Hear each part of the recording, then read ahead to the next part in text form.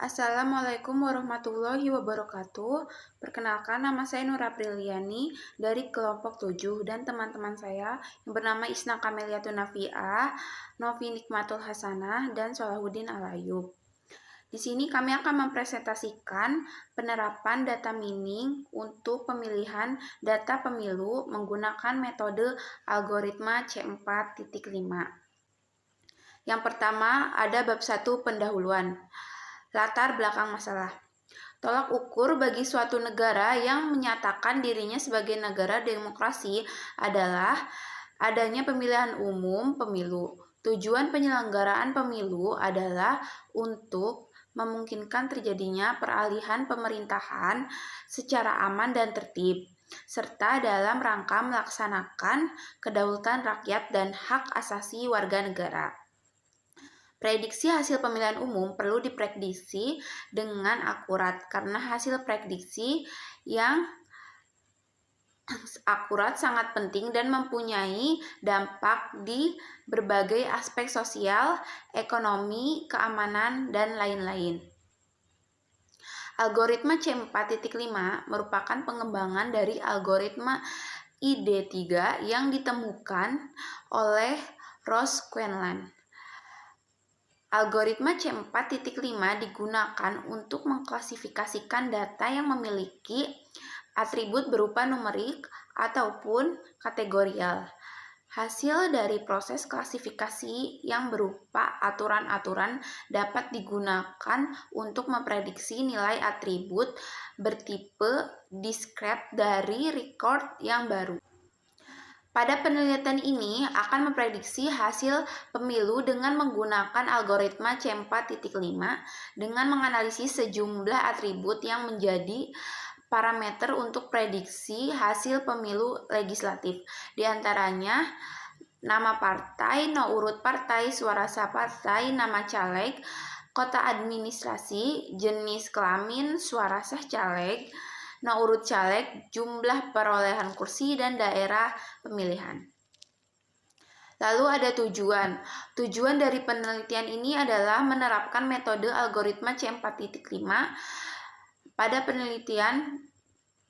pemilihan data pemilu agar menghasilkan tingkat akurasi yang tinggi. Lalu 2. Menghasilkan data pemilu. Untuk manfaat, menurut Andri, tahun 2012, manfaat dari penelitian ini adalah 1. Manfaat bagi penulis untuk memenuhi salah satu syarat nilai UAS mata kuliah Data Warehouse dan Business Intelligence pada program studi Sistem Informasi Kampus Universitas Bina Sarana Informatika. Nomor 2. Manfaat bagi pembaca sebagai pemahaman baru mengenai metode algoritma C4.5 yang diterapkan pada pemilihan data pemilu. Ada teknik pengumpulan data. Yang pertama, kelompok kami menggunakan teknik pengumpulan data observasi di mana kelompok kami mengambil data ini dari web pemilu dan langsung meneliti langsung ke dalam web tersebut untuk melihat data pemilu yang akan diklasifikasikan menggunakan data mining atau rapid miner. Nah, lalu ada studi pustaka. Nah, kelompok kami juga mencari referensi dari jurnal-jurnal yang berkaitan dengan penerapan data mining untuk pemilu, untuk data pemilu. Lalu ada model pengembangan sistem. Yang pertama ada kebutuhan fungsional atau functional requirement. Yang kedua ada kebutuhan antarmuka atau interface requirement. Nah, lalu ada ruang lingkup. Metode algoritma C4.5 yang akan diterapkan pada pemilihan data pemilu yang berformat Excel yang akan diubah menjadi dataset menggunakan software Rapid Miner. Bab 2, landasan teori. Yang pertama yaitu ada 2.1 penelitian terkait. Ada beberapa penelitian terkait mengenai pemilihan data pemilu, di antaranya yaitu judul penelitiannya penerapan algoritma C45 pada data pemilu lokal, studi kasus pemilihan wali kota Jakarta. Tujuan penelitian mengevaluasi efektivitas algoritma C4.5 dalam memilih calon wali kota berdasarkan data pemilu. Dan untuk metodologinya yaitu menggunakan dataset pemilu dari Jakarta untuk melatih dan menguji algoritma C45, melibatkan analisis performa algoritma, keputusan dan perbandingan dengan metode tradisional. Yang selanjutnya yaitu ada tinjauan pustaka. Konsep dasar sistem. Yang pertama ada sistem. Sistem adalah kumpulan dari bagian apapun baik fisik yang saling berhubungan antara lain satu sama lain dan bekerja sama secara harmonis untuk mencapai satu tujuan. Menurut Mulyadi sendiri, yaitu sistem adalah suatu jaringan prosedur yang dibuat menurut pola yang terpadu untuk melaksanakan kegiatan pokok. Ada 3 elemen yang membentuk sebuah sistem, yaitu yang pertama input. Input yaitu segala sesuatu yang masuk ke dalam sistem dan selanjutnya menjadi bahan untuk diproses. Yang kedua yaitu proses, bagian yang melakukan perubahan dari input menjadi output yang berguna, misalnya berupa informasi dan produk, tetapi juga bisa berupa hal-hal yang tidak berguna, misalnya sisa pembuangan atau limbah. Dan untuk output yaitu hasil dari pemrosesan, misalnya berupa suatu informasi, saran, cetakan, laporan, dan lain-lain. Berdasarkan pengertian yang telah saya sampaikan, dapat disimpulkan sistem adalah cara yang kita lakukan untuk mencapai tujuan yang telah kita buat, mulai dari menginput suatu, memprosesnya, kemudian menghasilkan output. Yang selanjutnya yaitu ada B, sistem pakar. Sistem pakar adalah suatu bagian dari AI atau disebut juga kecerdasan buatan yang berisikan pengetahuan dan pengalaman yang diinputkan oleh banyak pakar ke dalam suatu zona pengetahuan tertentu, sehingga setiap orang dapat menggunakannya untuk memecahkan masalah yang bersifat spesifik. Selanjutnya yaitu ada 2.2.2 teori pendukung.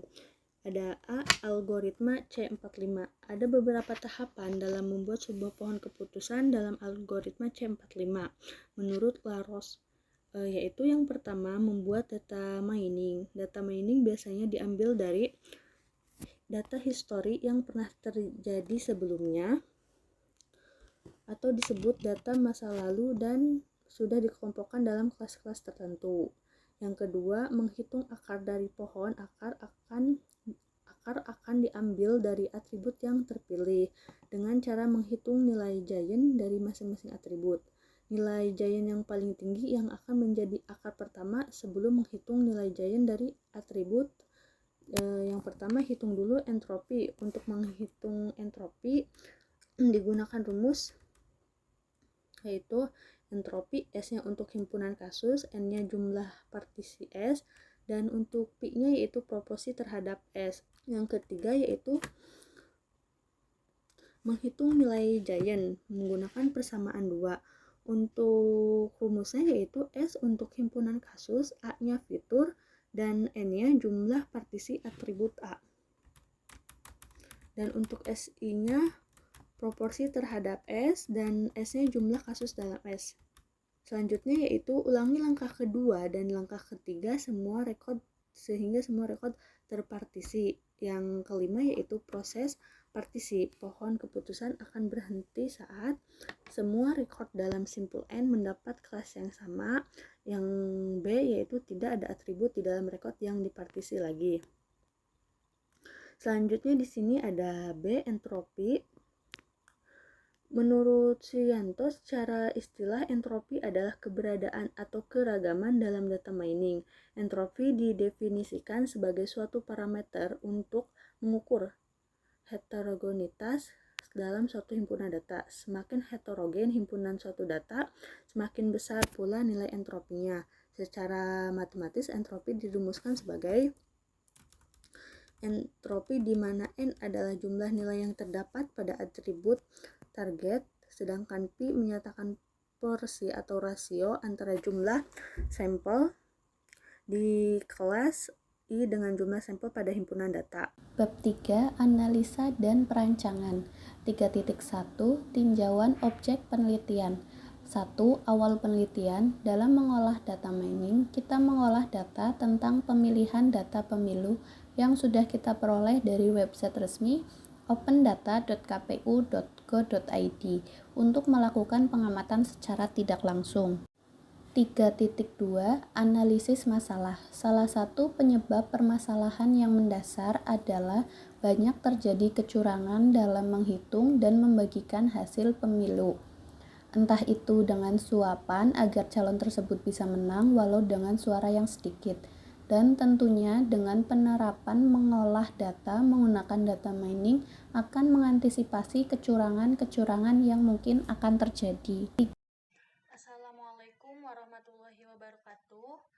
Kami dari kelompok 7.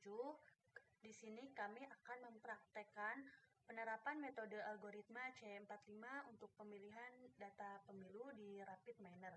Sebelumnya, yang pertama-tama kita harus mengimport datanya terlebih dahulu. Yang pertama kita klik import data, lalu klik My Computer, lalu kita pilih dataset yang sudah dipersiapkan. Kita klik dataset. Di sini kita klik data pemilu, lalu kita klik next. Setelah itu kita klik next. Nah, untuk namanya kita di sini jenisnya polinominal, nama calonnya polinominal, jenis kelamin polinominal, untuk kecamatan polinominal, nomor urutnya kita ubah menjadi polinominal, dan suara sahnya integer, jumlah ininya integer, dan daerahnya kita ubah menjadi polinominal. Nah, untuk nomor urut kita klik integer, dan untuk suara sahnya integer, dan untuk terpilih atau tidaknya klik polinominal, dan kita pilih menjadi label. Lalu setelah itu kita klik OK. Lalu selanjutnya kita klik next. Kita simpan datanya. Nah, di sini dataset yang sudah kita import. Selanjutnya kita pilih desain. Lalu kita masukkan datasetnya ke sini. Lalu kita pilih decision tree.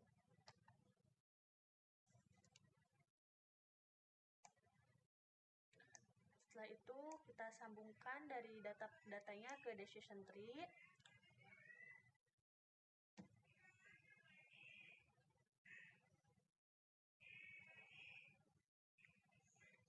Lalu kita import data kita sambungkan dan kita klik nyalakan. Nah, di sini kan sudah ada polanya ya. Sudah ada polanya. Lalu kita klik desain lagi. Kita putuskan dulu. Kita import data lagi. Di sini kita akan contoh untuk datasetnya.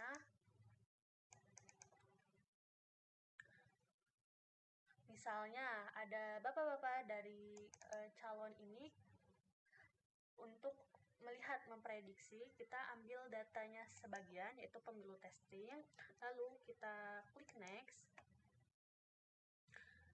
Setelah itu kita klik next. Dan untuk ininya kita samakan ya, nama partainya, nama calonnya, jenis kelaminnya, kecamatannya polinominal. Untuk nomor urutnya kita ubah menjadi polinominal. Setelah itu suara sahnya integer, jumlahnya integer. Untuk daerahnya kita ubah menjadi polinominal dan nomor urutnya integer dan suara sahnya integer. Lalu selanjutnya kita klik next. Kita klik finish. Nah, ini untuk datanya sebagian ya. Contoh kita menggunakan data yang partai Hati Nurani. Selanjutnya kita kembali ke desain, lalu kita dataset yang data pemilu testingnya kita simpan di bawah, lalu kita klik apply model.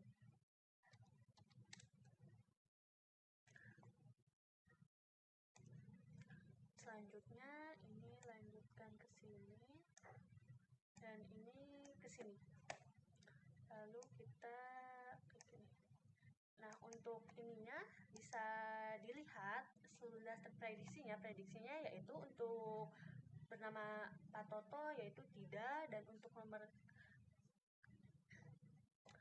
Pak Edi tidak, Pak Eli juga tidak untuk prediksinya, untuk Pak Sahyudin, dan ini untuk partainya ya. Kita menggunakan contoh Partai Hati Nurani. Nah, jika kita ingin lihat seberapa akuratnya data kita klik performance.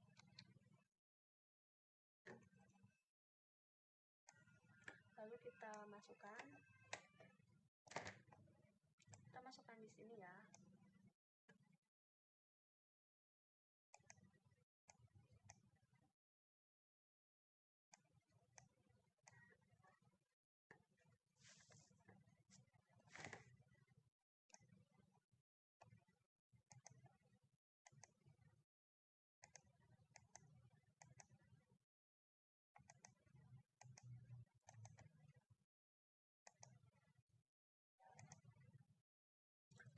Selanjutnya, untuk mengetahui seberapa akurat data kita, ketika klik performance,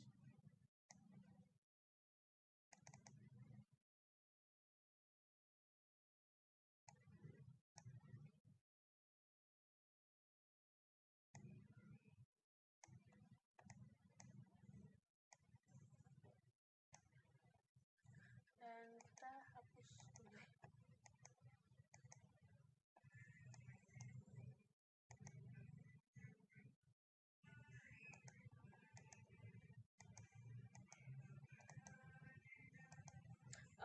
Dan untuk kita mengetahui seberapa akuratnya data kita hapus dulu yang ini ya. Lalu kita masukkan performance classification, kita sambungkan. Lalu kita sambungkan ke REST, dan yang ini kita sambungkan ke ini. Dan kita klik play. Dan di sini untuk performance-nya yaitu 96,71%. 3.3 Perancangan objek. 3.3.1 Objek penelitian. Berikut adalah atribut yang terdapat pada pemilihan data pemilu. 1. Nama partai. 2. Nama caleg. 3. JK. 4. Kota administrasi. 5. Nomor urut parpol. 6. Suara sah partai. 7. Jumlah perolehan kursi. 8. Daerah pemilihan. 9. Nomor urut caleg. 10. Suara sah caleg. 11. Hasil pemilu. Selanjutnya, algoritma yang digunakan ada algoritma C4.5. Algoritma C4.5 merupakan pengembangan dari algoritma ID3 yang ditemukan oleh Rosquelin. Algoritma C4.5 digunakan untuk mengklasifikasi data yang memiliki atribut berupa numerik ataupun kategori. Hasil dari proses klasifikasi yang berupa aturan-aturan dapat digunakan untuk memprediksi nilai atribut bertipe discrete dari record yang baru. 3.3.2 Algoritma yang digunakan ada 1. Flowchart. Flowchart dimulai lalu menentukan hasil suara yang sah, dilanjut tampil data suara sah partai maupun caleg, lalu melakukan perhitungan berdasarkan data yang ada, lalu menampilkan nilai terpilih atau tidak, dan selesai. 3.3.3 Basis pengetahuan. Nama caleg dan suara sah caleg. Ada nama calegnya Toto Sukisno dengan suara sah 594, ada Edi Puryanto dengan suara sah 943, ada Eli Retnowati dengan nilai suara sah 1730, ada Sahyudin dengan suara sah 2508, dan ada Haji Fajar Sigit Kusumajaya dengan nilai suara sah 923. Bab 4. Hasil dan pengujian. 4.1 Hasil penelitian. Hasil dari penelitian ini menerapkan metode algoritma C4.5 untuk pemilihan data pemilu.